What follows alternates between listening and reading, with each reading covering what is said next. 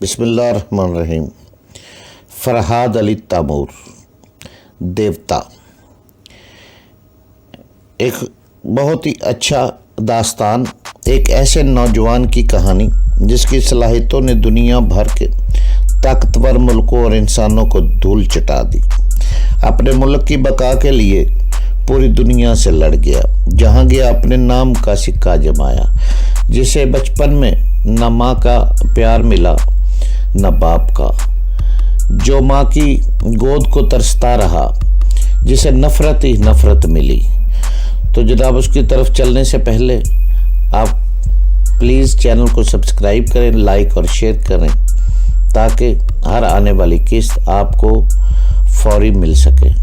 دیوتا، فرحاد علی تیمور، قسط نمبر 106 میرا خیال درست ثابت ہوا۔ پروڈیوسر میک اپ مین کو ڈانٹتے ہوئے کہہ رہا تھا، تمہاری لاپرواہی کی وجہ سے اتنا قیمتی آئی لینس غائب ہو گیا۔ میں اس کی قیمت تمہاری تنخواہ سے کاٹوں گا، یہی تمہاری سزا ہے۔ میک اپ مین نے سر جھکا کر کہا، آئندہ احتیاط رکھوں گا صاحب۔ نہیں، اب میں تم پر بھروسہ نہیں کر سکتا۔ اگر بقیہ آئی لینس بھی غائب ہو گئے تو ہم شوٹنگ کس طرح کر سکیں گے؟ لاؤ آئی لینس کا ڈبہ نکال کر مجھے دو۔ تم جیسے غیر ذمہ دار شخص کے پاس اتنی قیمتی اور اہم چیز چھوڑنا سراسر بے وقوفی ہے، گدھے کہیں کے۔ میک اپ مین نے آئی لینس کا ڈبہ اٹیچی سے نکال کر پروڈیوسر کے حوالے کر دیا۔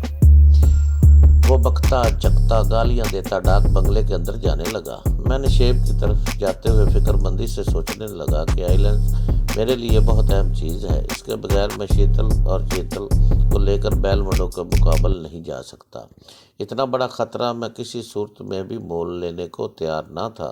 چلنے کے ساتھ ساتھ میں اس پہلو پر بھی غور کرتا جا رہا تھا کہ ایسی کیا صورت ہو سکتی ہے جس سے مجھے 2 جوڑے آئی لینس مل جائیں۔ ان کے بغیر گویا میرے ہاتھ پیر کٹ گئے تھے۔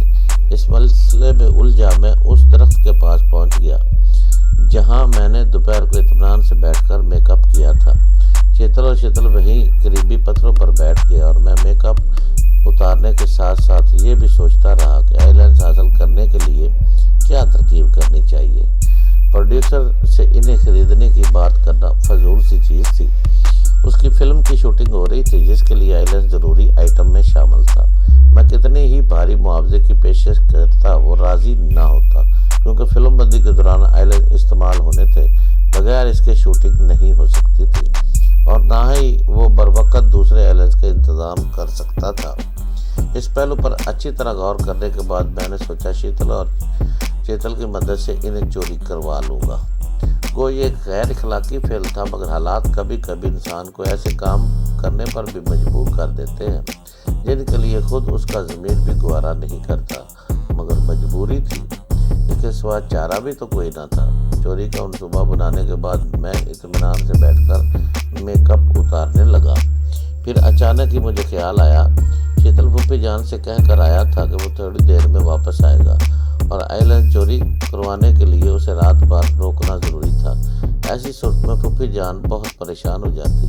چنانچہ یہ بتانے کے لیے شیتل میرے پاس ہے، میں نے پھوپھی جان کے دماغ پر دستک دی۔ اس وقت وہ باورچی خانے میں رات کا کھانا تیار کر رہی تھی۔ میری مخصوص دستک پر وہ چونک گئی، پھر خوش ہو کر بولی اور کہنے لگی، فرحاد میرے بیٹے تم ہو؟ ہاں پھوپھی جان، آپ کا نالائق بیٹا آپ سے مخاطب ہے۔ آپ لوگ خیریت سے تو ہیں؟ اللہ کا شکر ہے بیٹے، تم ٹھیک ہو؟ آپ کی دعا ہے پھوپھی جان۔ میں نے یہ بتانے کے لیے آپ سے رابطہ قائم کیا ہے کہ شیتل میرے پاس ہے، رات کو میرے ساتھ ہی رہے گا۔ میں نے سوچا آپ کو بتا دوں، ورنہ اس کی غیر حاضری سے آپ پریشان ہوں گی۔ یہ تو اچھا کیا کہ بتا دیا، مگر تم کہاں ہو؟ شیتل کو کیوں بلایا ہے؟ میں آپ لوگوں سے زیادہ دور نہیں ہوں، اور شیتل کو میں نے ایک ضروری کام سے روک لیا ہے۔ تمہارے یہ ضروری کام تو ایک دن تمہیں لے ڈوبیں گے۔ کن بکھیڑوں میں پڑ گئے ہو بیٹا؟ میں تو کہتی ہوں سارے اوٹ پٹانگ دھندے چھوڑ کر گھر بسانے کی فکر کرو۔ اتنی جلدی کیا ہے پھوپھی جان؟ میں نے انہیں چھیڑا اور وہ بھڑک اٹھی۔ اے بیٹا، اسے تم جلدی کہتے ہو؟ تمہاری عمر کے لڑکے تو اب 3 4 بچوں کے باپ ہیں۔ تم بھی اگر میرے کہنے سے شادی کر لے تو خیر سے آج کو 2 بچوں کے باپ ضرور ہوتے۔ غصے سے بڑبڑاتی رہی اور میں نے ہنستے ہوئے ان سے رابطہ ختم کر دیا۔ میں میک اپ اتار چکا تھا۔ तमाम सामान मैंने अटैची में रखा और इशारे से शीतल को करीब बुलाया। शीतल मुझे असली रूप में देखकर मुस्कुरा दिया। उसकी मुस्कुराहट का जवाब मैंने भी मुस्कुराहट से दिया। फिर इन्हें इशारों की ज़बान में समझाने लगा कि एक आदमी के पास से आइलैंड चोरी करने हैं। वो आइलैंड इस आदमी के पास है जो मेरी तरह डाक बंगले में ठहरा हुआ है। चोरी 2:30 बजे रात को करना ताकि इस वक्त तक सब गहरी नींद सो रहे हों और अपने चेहरों पर रुमाल का नकाब डाल लेना। इन्हें सारा मंसूबा अच्छी तरह समझाने के बाद मैं अटैची उठाकर उठ खड़ा हुआ। शीतल और शीतल दोबारा अपनी जगह पर चले गए और अपनी मादरी ज़बान यानी इशारों में बातें करने लगे। ये दुनिया की सबसे निराली मादरी ज़बान है, ये सोचकर मैं मुस्कुरा दिया और अटैची था मैं वहाँ से चल पड़ा। सलोनी शाम का निखरा हुआ हुस्न चारों तरफ फैल रहा था। मैं कदम रोककर अपने इर्द गिर्द के खूबसूरत मनाजर को देखने लगा। हर तरफ रनाई थी, हुस्न था, खामोशी थी, निखार था और ऐसे समय दुनिया बेहद हसीन नजर आ रही थी। ऊंचे ऊंचे बुलंदो बाला पहाड़, बड़े बड़े सब्ज पत्तों वाले तनावर दरख्त, रंग बिरंगे जंगली फूल अपने अपने बसेरों की जानिब परवाज करते पंख पखेरू, ये सब बेहद सहरंगेज चीज़ें थी जो दिल में तमानियत पैदा कर रही थी। एक मुकद्दस और उल्लू वही खुशबू मेरे चारों तरफ फैली हुई थी और मैं जो हर वक्त हंगामों में गिरा रहता था, देर तक एक जगह खड़ा फितरत की रनाई से लुत्फ़अंदोज़ होता रहा। अचानक ही मेरी नज़र शादा पर पड़ी जो अपनी चहेती भेड़ को पतली सी जड़ी से झांकती हुई जो अपनी झोंपड़ी की तरफ जा रही थी। न जाने किस जज्बे के तहत बेख्तियार होकर मैंने उसे आवाज़ दी, शादा। मेरी आवाज़ सुनकर वो चौंक कर पलटी और ऊंचे नीचे पत्थरों पर भागती हुई आई और बेख्तियार मेरे कुशादा सीने से लग गई और मेरे दिल की धड़कनें ऐसे बेतरतीब हो गई कि रगों में दौड़ता खून तेजी से गर्दिश करने लगा। शादा, मैंने झुककर मध्यम सी सरगोशी की। उसने मेरे सीने से सर उठाकर मेरे चेहरे की तरफ देखा। खुशी का तो एहसास ही उसे नहीं हो रहा था। उसके गुलाबी चेहरे से इसकी बेताबी झलक रही थी और मध्यम से अंधेरे में वो पलकें झपकाती हुई मुझे बेहद प्यारी लग रही थी। मेरे गालों पर हाथ फेरते हुए शिकवा करने लगी, तुम कहाँ चले गए थे बाबू? मैं तमाम दिन तुम्हें ढूंढती रही। पर क्यों ढूंढती रही थी? पता नहीं, वो शर्मीले लहजे में बोली और खिलखिला कर हंस पड़ी। देर तक उसकी हंसी का जलतरंग पहाड़ों में गूंजता रहा। कली से फूल बनकर वो बहुत खूबसूरत नजर आ रही थी। शादा तो बड़ी अच्छी है, मैंने खुमार आलूद लहजे में सरगोशी की। मेरी आवाज़ फरते जज्बात से लर्जा और सरशार थी। उसकी आंखों से शर्म का गुलाबीपन झलकने लगा। वो उलझी सी थी और कांपती हुई आवाज़ में धीरे से बोली, ऐसा न कर बाबू, मुझे पता नहीं क्या होने लगता है। मैं शरारत से मुस्कुराया। पता नहीं, ये सब क्या तुझे अच्छा नहीं लगता? ना, वो हंसती हुई खुद को छुड़ाकर दूर। उसका ये अंदाज कितना दिलकश था। इस इनकार में भी इकरार के कितने पहलू रोशन थे। मेरे दिल में शमे से जल उठी। मैंने मुस्कुरा कर कहा, कल सुबह तकिए के नीचे रुपए देखने आएगी? मेरी बात की तह तक पहुंचकर शर्म से उसका गुलाबी रुखसार तमतमा उठा। वो मुंह से कुछ न बोली। इस बात में सर हिलाकर हंसती हुई शर्माती हुई भाग खड़ी हुई। उसकी हंसी का तरन्नुम देर तक फजा में गूंजता रहा और खुशी से के सरमदी जज्बे से सरशार धीरे धीरे कदम उठाता डाक बंगले की तरफ जाने लगा।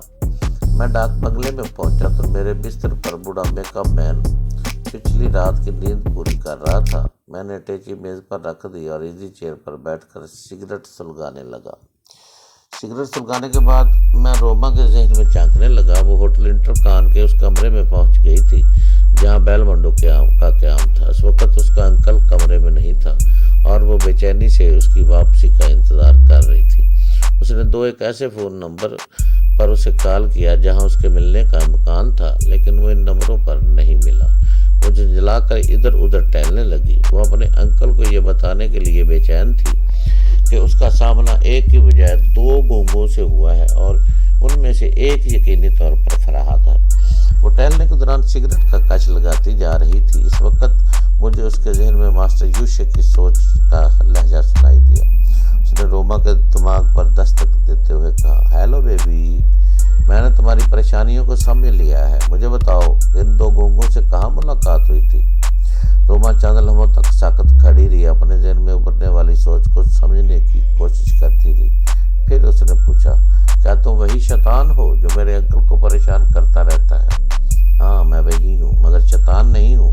مجھے ماسٹر یوشے کہو۔ تم جانتی ہو ماسٹر آقا کو کہتے ہیں، میں آقا ہوں اور تم سب میرے غلام اور کنیزیں ہو۔ میرے حکم سے انکار کرنے کا نتیجہ کیا ہوتا ہے یہ تم دیکھ چکی ہو۔ میں تمہارے انکل کی طرح تمہیں بھی ذہنی اذیتوں میں مبتلا کر سکتا ہوں۔ تم حسین ہو، کمسن ہو، تمہاری طرح میری بھی ایک بیٹی ہے، اس لیے میں تمہیں پریشان نہیں کرنا چاہتا۔